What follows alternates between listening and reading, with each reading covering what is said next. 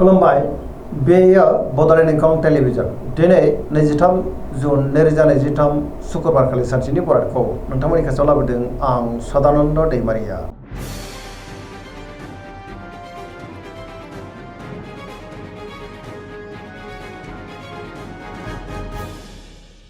सिगां फरायनो लादों मेष राशि गिबि हांखो अ ल दिनैनि साना जोबोद मोजां सुथुरखौ दिनै गोरलैयैनो फेजेननो हागोन जेरावबो देरहासारगोन आरो जेरावबो जाफुंसारगोन।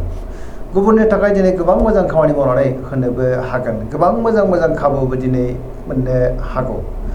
गोसोआ जोबोर खुसि जागोन बहाबा हान्थिनो एबा दावबायनो खाबु मोननो हागौ आरो मोजाङैनो हान्थिनोबो हागोन। गुबुनजों मोजां सोमोन्दो लाखिनोबो रोंगोन देहाया दिनै मोजाङै थागोन। बहानिफ्रायबा मोजां खौरांबो मोननो हागौ रांखावरियाव मोजां गोबां धोन आरजिनोबो हागोन आयाबो दिनै बांनो हागौ बेफार फालांगियाव दिनै जोबोर मोजां मुलाम्फा मोनगोन। गावनि गोसोनि साननायखौ गुबुननो फोरमायनोबो हागोन देहाया मोजाङै थागोन अब्लाबो नाथाय जानाय लोंनायाव सांग्रां जानांगोन। रांखावरियाव मोजां बेफार फालांगियावबो मोजां होनजायो। लाइमोनफ्रा दिनै जोबोर खुसि जागोन गोसोआ दिनै जोबोर रमान्टिक जागोन आरो गावबा गावनि गोसोनि साननायखौ फोरमायलायनोबो हागोन। फरायसाफ्रा फरायनायाव गोसो दुंखांगोन पजिटिभ एनार्जिनि गोहोम गोग्लैगोन धोरोमारि बिथिङावबो दिनै गोसो दुंखांनो हागौ।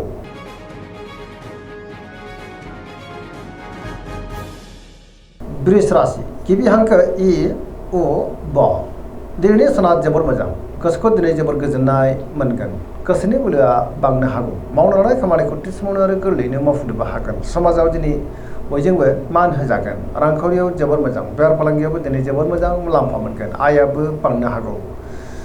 गोबां मोजां खाबुबो दिनै फैनो हागौ। न'खराव बिसि फिसायनि गेजेराव अनलायनाय फैगोन बिदा फंबायजों मोजां सोमोन्दो थागोन सोरजोंबा बाख्नायजानानै गोसोआ दिनै जोबोर खुसि जागोन देहाया मोजाङैनो थागोन। गुबुननिफ्राय थोजासे हेफाजाबबो मोननो हागौ गोसोनि साननायफ्रा दिनै मोगथाङाव जाफुंनोबो हागौ आरो पजिटिभ एनार्जिनि गोहोम गोग्लैगोन मोनफ्रोमबो बिथिङावनो दिनै जाफुंसारगोन।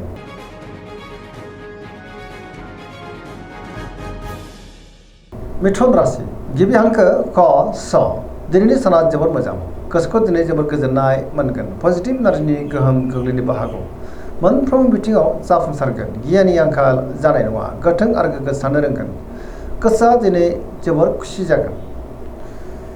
सोरजोंबा बाख्नायजानो हागौ लाइमोनफ्रा जोबोर रमान्टिक जागोन आरो गावबा गावनि गोसोनि साननायखौ फोरमायलायनोबो हागोन। देहाया दिनै मोजाङैनो थागोन रांखावरियाव मोजां बेफार फालांगियाव मोजां होनजायो न'खराव अननानै फैगोन।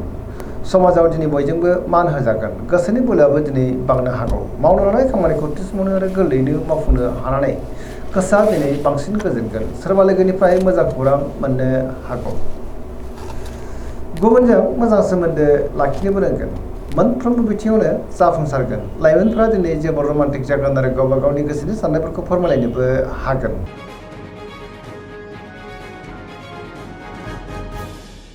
कर्कट राशि गिबि हांखो ड ह दिनैनि साना जोबोर मोजां गोसोखौ दिनै जोबोर गोजोननाय मोनगोन सोरबा लोगोनिफ्राय थोजासे हेफाजाबबो मोननो हागौ जायखि खामानि मावानो मोनफ्रोमबो खामानियावनो दिनै मावफुंजोबनो हागोन। गोसोआव पजिटिभ साननाय फैगोन गोथों आरो गोग्गो साननो रोंगोन गियाननि आंखाल जानाय नङा मावनो लानाय खामानिखौ थि समावनो आरो गोरलैयैनो मावफुंनोबो हागोन। बहाबा थाङोब्ला दिनै जोबोर मोजां आरो मोजाङैनो हान्थिनोबो हागोन बेफार फालांगियाव जोबोर मोजां मुलाम्फा मोननो हागौ। न'खराव बिसि फिसायनि गेजेराव अननानै फैगोन। समाजाव दिनै लोगो लेवा बांनो हागौ देहाया मोजाङै थागोन गुबुननिफ्राय दिनै थोजासे हेफाजाबबो मोननो हागौ। समाजाव बयजोंबो मान होजागोन फरायसाफ्रा दिनै फरायनायाव गोसो दुंखांगोन आरो मोजां फिथाइ मोनगोन पजिटिभ एनार्जिनि गोहोम गोग्लैनोबो हागौ।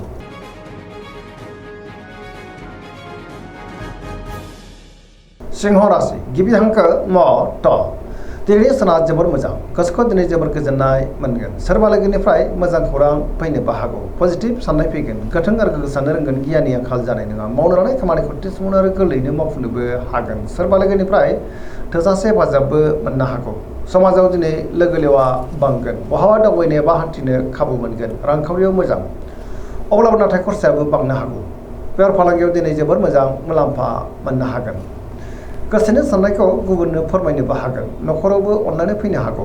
समाजाव बयजोंबो मान होजागोन गुबुननि गोसोखौ गोरलैयैनो बोनोबो हागोन। देहाया दिनै मोजाङै थागोन मोनफ्रोमबो बिथिङावनो जाफुंसारगोन गोथों आरो गोग्गो साननो रोंगोन गुबुननि थाखाय दिनै गोबां मोजां खामानि मावनानै होनोबो हागोन। गोसोआ दिनै जोबोर रमान्टिक जागोन आरो लाइमोनफ्रा गावबा गावनि गोसोनि साननायखौ फोरमायलायनोबो हागोन।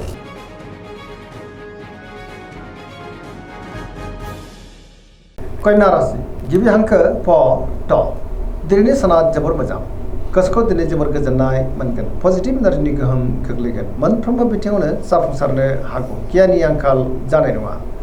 रांखावरियाव मोजां, अब्लाबो नाथाय खरसायाबो बांनो हागौ। बेफार फालांगियाव दिनै जोबोर मोजां मुलाम्फा मोनगोन। देहाया मोजाङैनो थागोन। गोबां नांगा सुबुंजों दिनै लोगो मोनज्लायनोबो हागौ। गोबां मोजां खाबुबो फैनो हागौ। न'खराव अननानै फैगोन।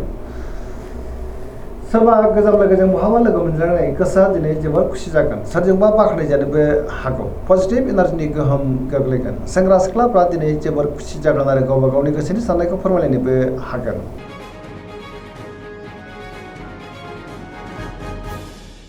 तुला राशि गिबि हांखो र ट दिनैनि साना मोजां आरो गाज्रि गेजेरजों बाबेलांनो हागौ। गोबां रोखोमनि जेंना जेंनाजों मोगा मोगि जानांनोबो हागौ। गोसोआव गोनो गोथो साननाय फैगोन। गोसोनि बोलोआ लोरबांबो जानो हागौ। गावनि गोसोनि साननायखौ गुबुननो फोरमायनो हागोन। मावनो लानाय खामानिखौ मावफुंनो गोब्राब जानोबो हागौ। देहाया मोजाङै थागोन। रांखावरियाव मोजां। बेफार फालांगियावबो दिनै जोबोर मोजां मुलाम्फा मोननो हागोन। न'खराव बिसि फिसायनि गेजेराव अननानै फैगोन। समाजाव दिनै मान मोनगोन। गुबुननि गोसोखौ बोनो नाथाय गोब्राब जानोबो हागौ। लोगोफोरनिफ्राय हेफाजाब मोननो गोब्राब जानो हागौ। गोदान खामानियाव आखाइ होजेननो हानाय नङा। माबा नङा माबा मोनसे गोरोन्थिबो जालांनो हागौ। सेंग्रा सिख्लाफ्रा दिनै जोबोर आला खाला जागोन। गोसोआव मानिबा जिंगाबो फैनो हागौ आरो नेगेटिभ एनार्जिनि गोहोमबो गोग्लैनो हागौ।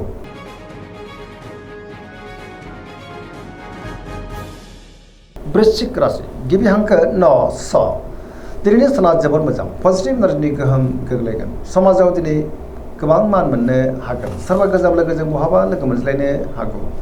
गोसोआव गोग्गो आरो गोथों साननाय फैगोन। मावनो लानाय खामानिखौ थि समावनो आरो गोरलैयैनो मावफुंनोबो हागोन। बहाबा थाङोब्ला दिनै जोबोर मोजां आरो मोजाङैनो हान्थिनोबो हागोन।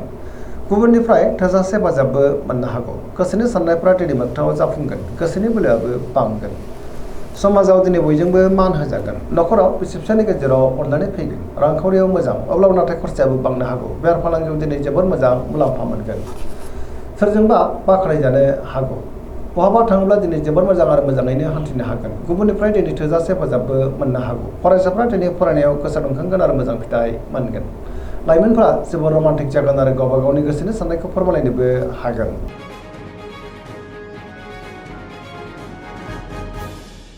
धनु राशि गिबि हांखो ढ फ भ दिनैनि साना बारा मोजां नङा। गोसोखौ दिनै जोबोर गुलाय गुजाय मोनगोन। गोबां रोखोमनि जेंनाजों मोगा मोगि जानांनोबो हागौ। मावनो लानाय खामानिखौ थि समावनो मावफुंनो गोब्राब जागोन। सोरबा लोगोनिफ्राय माबा नङा माबा मोनसे हेंथाबो फैनो हागौ। गोसोनि साननायफ्रा देबर नांगोन। रांखावरियाव दिनै बारा मोजां नङा। नाङा फाङा खरसाया बांनो हागौ। बेफार फालांगियावबो बारा मोजां नङा होनजायो। समाजाव नाथाय मान मोननो हागोन। बहाबा दावबायनो एबा हान्थिनो खाबु मोननो हागौ आरो मोजाङैनो हान्थिनोबो हागोन। देहाया नाथाय बारा मोजां थानाय नङा। गोबां रोखोमनि देहायारि जेंनाजों मोगा मोगि जानांनोबो हागौ। जानाय लोंनायाव सांग्रां जानांगोन। न'खराव बिसि फिसायनि गेजेराव अननानै फैगोन। बिदा फंबायनिफ्राय थोजासे हेफाजाबबो मोननो हागौ। बिमा बिफानि अननायफोरखौ मोननो हागोन। सोरबा लोगोनिफ्राय हरखाबै गाज्रि खौरांबो फैनो हागौ। लाइमोनफ्रा दिनै जोबोर आला खाला जागोन। नेगेटिभ एनार्जिनि गोहोमबो गोग्लैनो हागौ। सांग्रां जानाया गाहाम।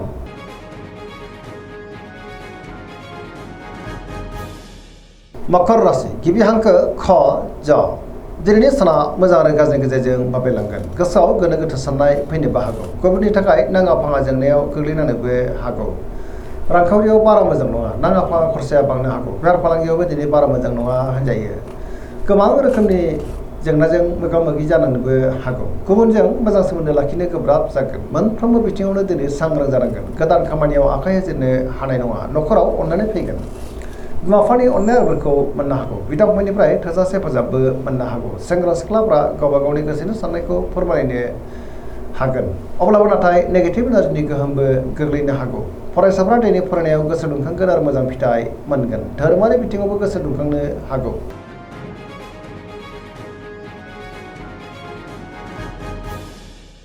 कुम्भ राशि गिबि हांखो ग स दिनैनि साना मोजां आरो गाज्रि गेजेरजों बाबेलांनो हागौ। गोसोनि साननायफ्रा देबर नांगोन। गुबुननि थाखाय दिनै नाङा फाङा जेंनायाव गोग्लैनांनोबो हागौ।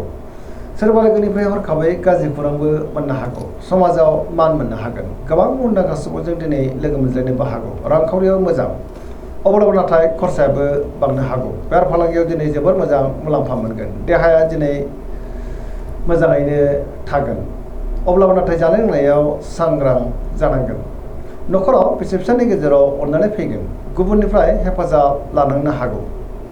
बहाबा दावबायनो एबा हान्थिनो खाबु मोनगोन, नाथाय अब्लाबो नेगेटिभ एनार्जिनि गोहोम गोग्लैनोबो हागौ। सांग्रां जानाया गाहाम।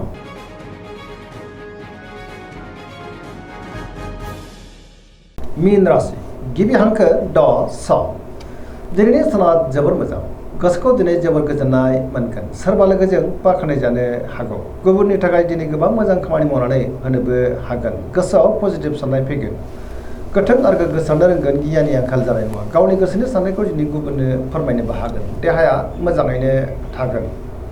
रांखावरियाव दिनै जोबोर मोजां होनजायो। बेफार फालांगियावबो दिनै जोबोर मोजां मुलाम्फा मोनगोन। न'खराव बिसि फिसायनि गेजेराव अननानै फैगोन। सोरजोंबा बाख्नाय जानो हागौ। लाइमोनफोरनि गोसोआ दिनै जोबोर रमान्टिक जागोन आरो गावबा गावनि गोसोनि साननायखौ फोरमायलायनोबो हागोन। बहाबा दावबायनो एबा हान्थिनो खाबु मोनगोन आरो मोजाङैनो हान्थिनोबो हागोन। फरायसाफ्रा दिनै फरायनायाव गोसो दुंखांगोन आरो मोजां फिथाइ मोननोबो हागोन। पजिटिभ एनार्जिनि गोहोम गोग्लैनोबो हागौ। सरासनस्रायै दिनै साना जोबोर मोजां आरो मोजाङैनो बारग'लांगोन। दिनैनि राशि फरायथिनाया एसेनोसै। जोबनायाव बेखौनो खावलायो जाहाथे नोंथांमोना सानफ्रोमबो जोंनि बे बड'लेण्ड इंखं टेलिभिजनखौ नायबाय थायो आरो साबस्क्राइब खालामो, लोगोसे लाइक खालामो आरो शेयार खालामो। एसेनोसै, गोजोन्थों।